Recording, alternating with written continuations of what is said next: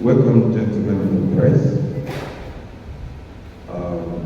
First, I'd like to thank you for your patience and for having waited for us to this moment.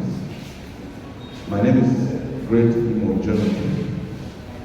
I represent Diaspora Action for Democracy in Africa.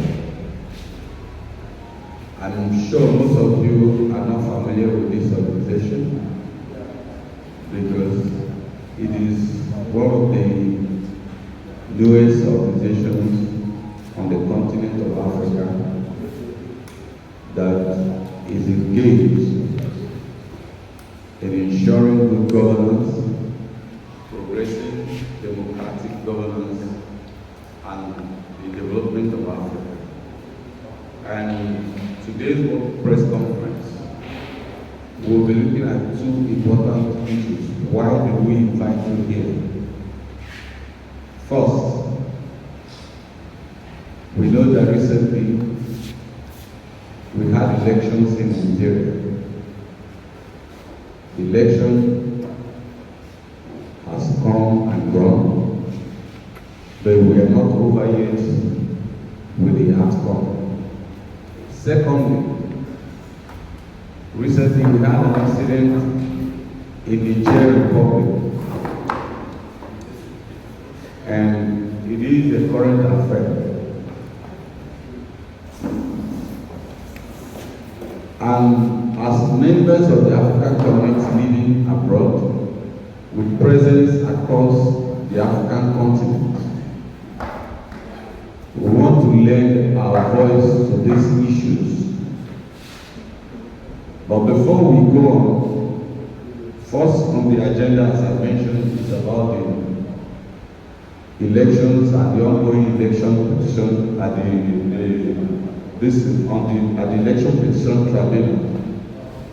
It is important that I mention to you first that this press conference is to give voice to the letter that have already been sent to the election petition tribunal. And I want to also mention that apart from the election petition tribunal, there were organizations and institutions that were also copied. That includes the Chief Justice of Nigeria, the President of the Court of Appeal, the National Judiciary Council. So before holding this press conference today, this has been sent to them and this was properly acknowledged.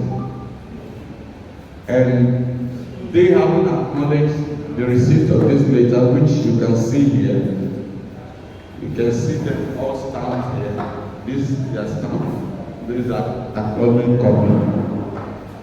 We are now here to emphasize what we have sent here so that the broader community, African community, will hear us. But before we go ahead, let me reintroduce. Diaspora Action for Democracy in Africa is a Pan-African organization established as a vehicle to mobilize African diaspora across the world, outside the African continent, to organize and deploy people of African descent, their competencies, resources, and social capital to redeem the African homeland from its states of underdevelopment. Let me also say, why are we holding this conference here today? Knowing that this is an African-wide organization, you must know, or we must re-emphasize, that it is known all over the world. 1 in every 4 Africans is in Nigeria. And I can tell you that across Africa, everybody is looking up to Nigeria, even the world in general. Whatever happens in Nigeria have domino effect across Africa. Therefore, diaspora Africans decided that they should start in Nigeria and then get across to other parts of Africa. Like you can see today what is also happening in Niger. Apart from the fact that the current president of Nigeria is the chair of ECOWAS, Nigeria is being looked up to amongst other ECOWAS countries to actually lead the action in Niger. Hence, the Diaspora community believes that whatever that is done in Nigeria will have domino effect across Africa. That is why Nigeria is the official sector for this organization. And as I mentioned, two important things we are dealing with here today is Nigerian government and the judiciary, and we are here to ask them to respect the wishes of Nigeria, even as we look forward to the judgment that is going to come from the election petition tribunals across Nigeria.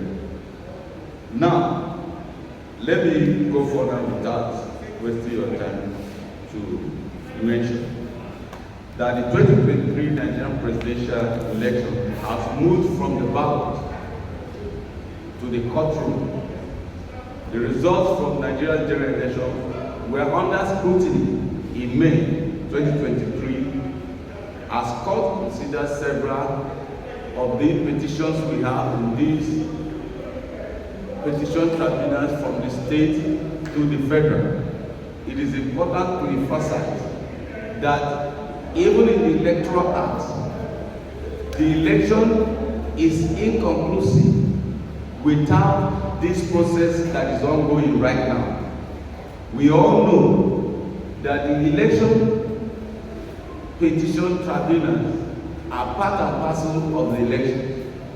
If the Constitution were to be rejected, we are not supposed to have governors, members of the National Assembly, or anybody install the president until this process is exhausted. But coincidentally, where we are now in our trajectory, political trajectory, this process is included, yet somebody has to be installed, so there won't be no vacuum. Hence, we have some people at the National Assembly whose cases are at the tribunal, people who are sitting as governors whose cases are at the tribunal, and somebody overseeing Nigeria as a president who is still at the presidential election tribunal.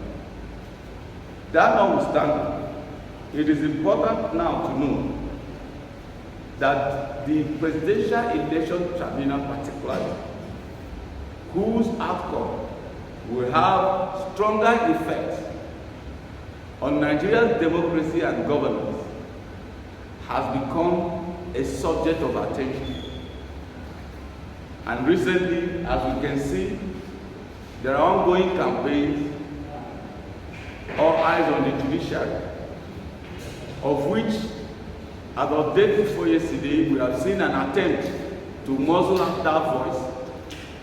But we must say that we find it challenging that in a democracy which emphasizes free speech, that citizens saying that all eyes on the judiciary should be a subject which will be, alluded to be a suggestive idea for anarchy. It is surprising that those who believe in the tenets of democracy are actually opposed to freedom of speech, to the extent that the citizens say that all eyes on the judiciary has become a subject for which some people have been termed anarchists. But that is unfortunate. But we're here today to say that we believe strongly that the judges know that in the history of Nigeria, no other election tribunal has raised the consciousness of Nigerians more than the 2023 presidential election, which they are currently presiding over. We have seen tribunals, we have seen election adjudicatory processes in the times past. But I will tell you that no other time in Nigerian history has it been this consensus. Now are many Nigerians both home and abroad, and even beyond Nigeria. In fact, if you watch some foreign media till tomorrow, they are subject of social discourse. As of Sunday, we have a very prominent former British member of Parliament, George Galloway, having a world media platform where Nigeria's democracy and the ongoing tribunal was discussed. That's to tell you that, unlike before, Nigeria has become a subject of international attention strongly. Hence, the judges at the presidential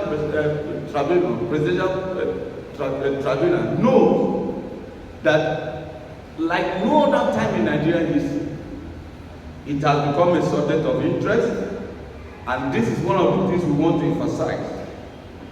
Arising from the discussions we have had with so many Nigerians and also other Africans, because as a diaspora organization covering the entire Africa, and Nigeria being a country whose activities have dominant effect across Africa, whatever happens in Nigeria has become a subject of great interest to us. So having discussed with Nigerians, having had these various interactions, because if the Afghani fails to satisfy the requirements of justice, it may detonate the youth in Nigeria. We have to emphasize that. And this is why we are paying attention, and we are also using this opportunity before anything goes wrong to call the attention of everybody. Hence, we agree with one of the authors in this ongoing subject, Reverend Father John Ode, who wrote, and I quote, "The lessons we can learn from the NSAS protest and the 2023 election is this: when the people are paying and pleading against the wall of despair, when they are unjustifiably compelled to be poor, miserable and hopeless, when they are systematically denied of their sources of decent living, when they can no longer trust their leaders, when they have justifiable reasons to be angry, when they cannot trust the police as the guardians of the law and order, when the law that should be their last hope turns around to become their worst enemy,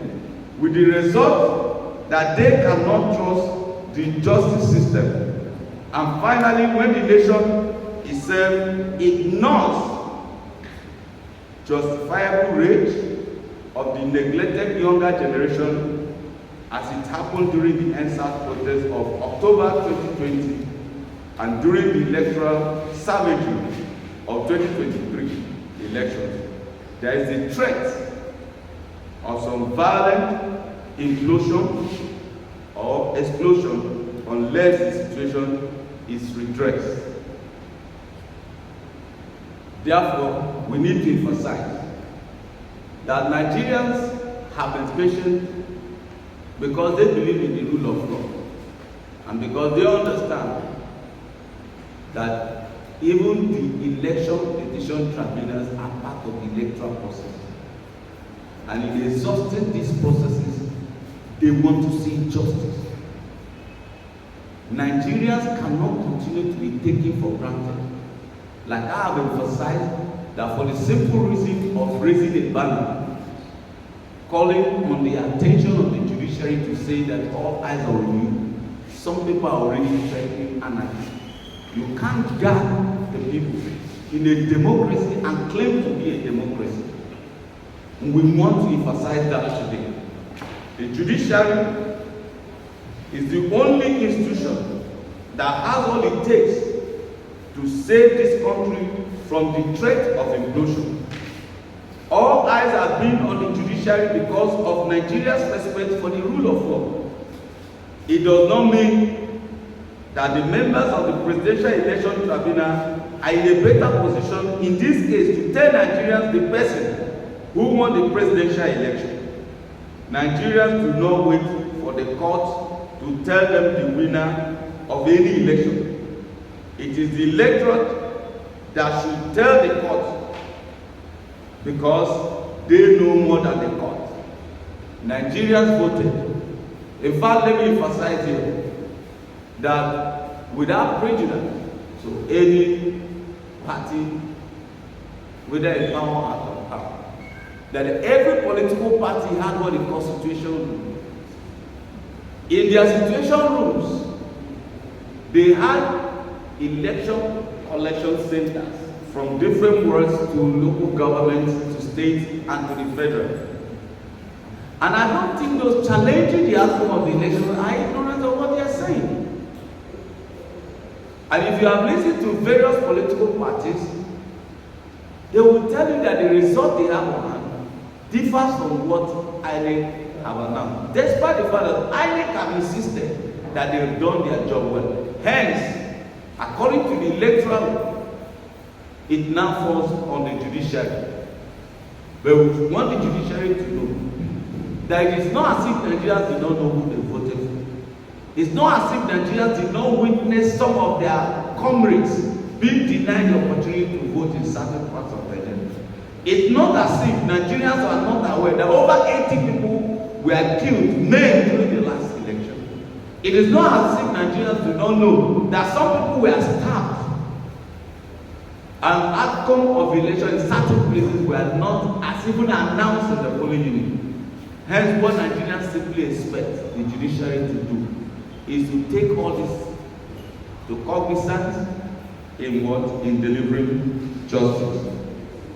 We deplore the threat by a candidate in the election against the judiciary that if he is removed for not measuring up to the demands of the electoral law of the land, there will be chaos and anarchy.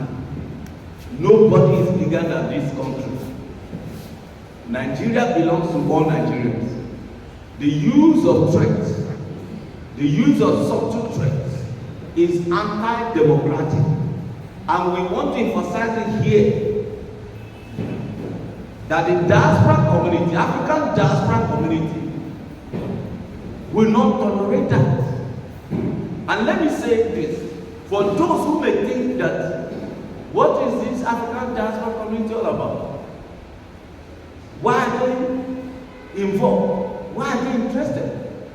If you listen to the central bank governor of Nigeria as of day before yesterday or 2 days ago, you will hear him make reference to diaspora remittances as part of their strategic plan in mitigating the floundering exchange rate of the naira.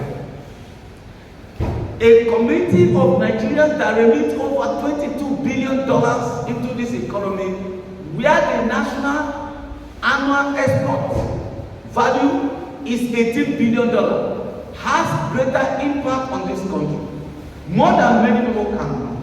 They are Nigerians who have lived here, who have relations here, who have come here every day, who have investments here. They are Africans who want their home countries to grow. Hence, they are critical stakeholders and must be respected. And they are here to say that no one Nigerian is bigger than all of Nigerians. The subtle threat that if one person is removed and the rule of law is observed will bring anarchy is unheard of and cannot be tolerated, irrespective of who that person is. Some people have ruled this country before and they are no more here. Some have ruled the country at the level of states, they are no more their state governors. Some are in government today, they will not be here tomorrow. But one thing that is consistent is that this country will remain, and no one person's interest or position or ambition should be more than and greater than this, the interest of this country. And let me say that, having said that the removal may instigate anarchy, we must also say that those who are calling for anarchy should be careful, because we know that no person has the monopoly of violence. As much as we recognize that today, on various social media platforms and media, we have seen some of the unwitting talks, please emphasize, unwilling thoughts, who have been supporting some of this candidate, given opportunity to appear in the villa and given opportunity to speak on issues concerning Nigeria. Some of these people, non-state actors, have threatened other Nigerians on behalf of some of these communities. And we are in a democracy.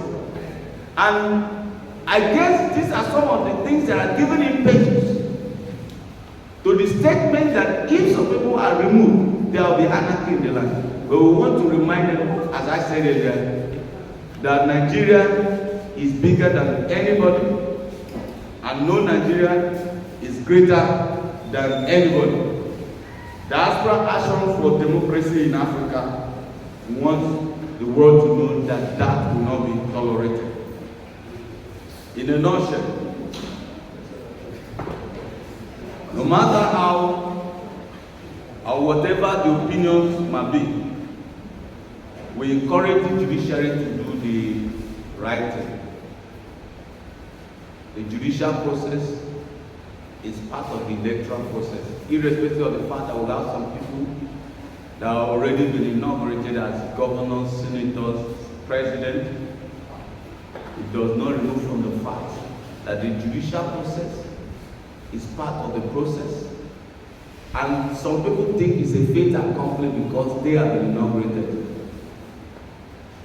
Diaspora Action for Democracy in Africa is saying that is not the truth.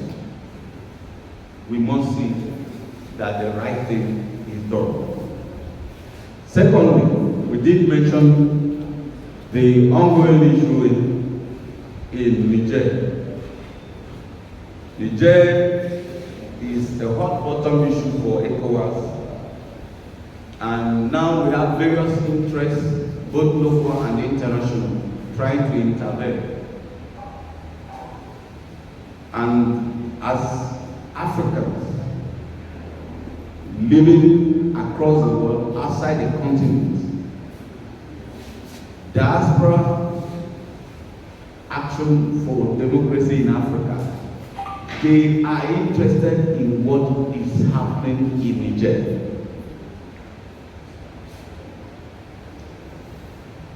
Because today, the crisis that started in Libya have ravaged the entire Sahel and may actually have been intrinsically involved in the crisis in Niger today. And as Africans who are making their contributions to the development of their countries and Africa, we have to say,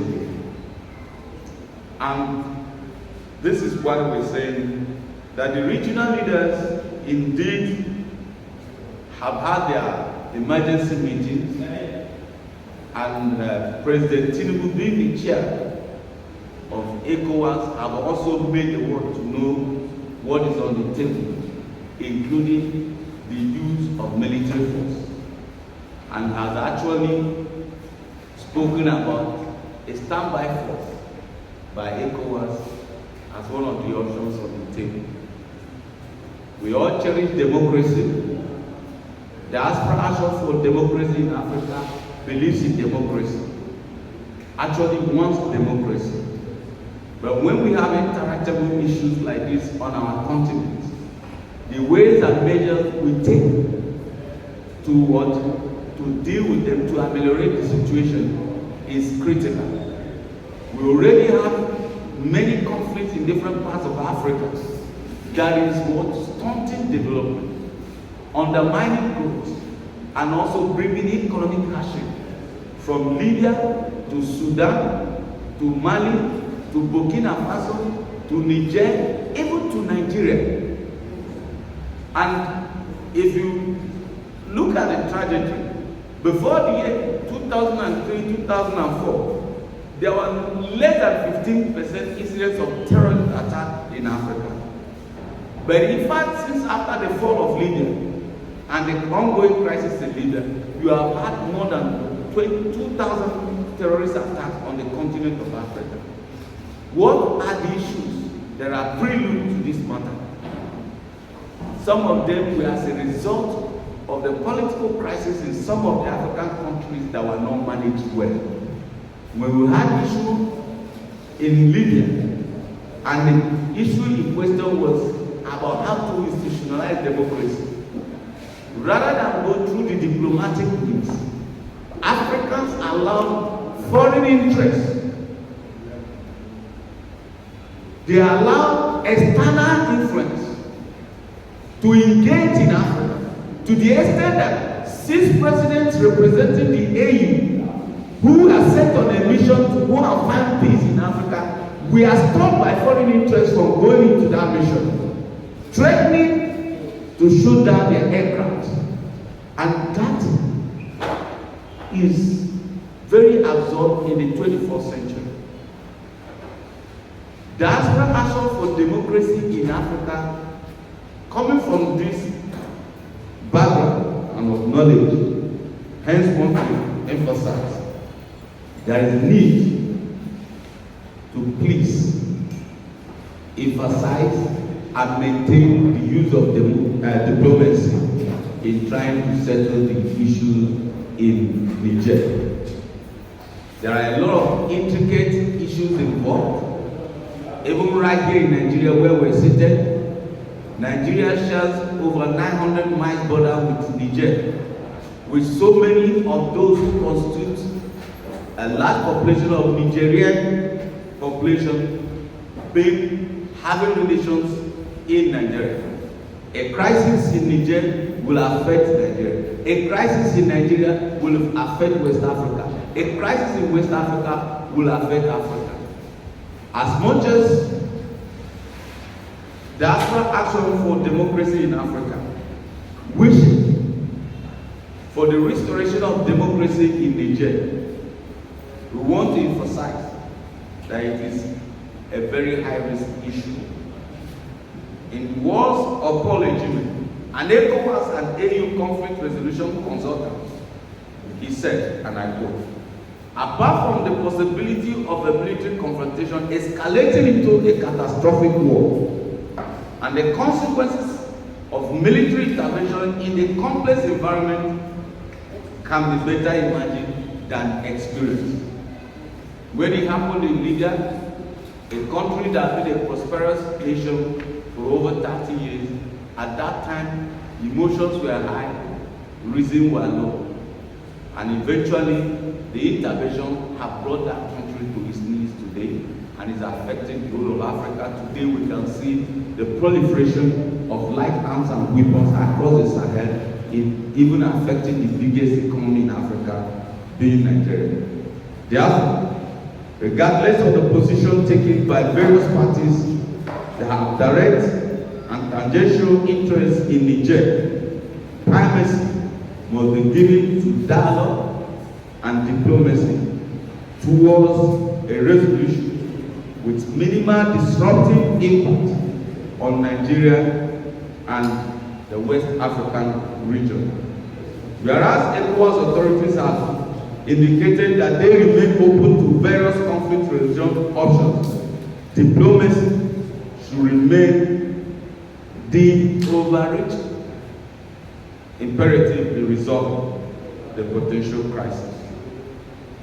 The people of Niger must be allowed, via their national institutions, the opportunity to revert quickly to a representative democracy, while ECOWAS must seek to discourage the spread of military dictatorship in West Africa. The recourse to armed deterrence must be restrained by multilateral diplomatic mechanisms. Please, we want to re-emphasize. Diaspora Action for Democracy in Africa want to re-emphasize. Africa belongs to Africans. Africa belongs to Africans.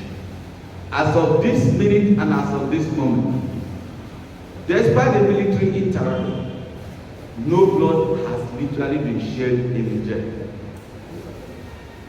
And any activity any event, any involvement, any kind of engagement that will lead to the shed of blood in Niger, in West Africa, must be discouraged.